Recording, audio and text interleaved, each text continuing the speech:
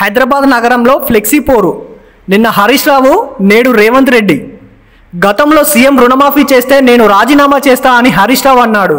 అయితే మేము చెప్పిన విధంగానే రుణమాఫీ చేశాం, నువ్వు చెప్పినట్లు రాజీనామా చేయి అంటూ నగరంలో వివిధ ప్రాంతాలలో ఫ్లెక్సీలు వెలిశాయి. అదేవిధంగా వాటికి ఏమాత్రం తీసిపోకుండా రుణమాఫీ ద్రోహం, రైతు పాలిట కాంగ్రెస్ పార్టీ శాపం, 31,000 కోట్లు చెప్పి 17,000 కోట్లు మాఫీతో సరిపెట్టారని సీఎంపై విమర్శలు చేస్తూ ఫ్లెక్సీలు వెలిశాయి. ఇప్పుడు హైదరాబాద్ నగరంలో ఈ పోస్టర్లు వెలువడంతో వీటిని కొందరు వీడియోలు తీసి సోషల్ మీడియాలో పెట్టగా అవి వైరల్ అవుతున్నాయి.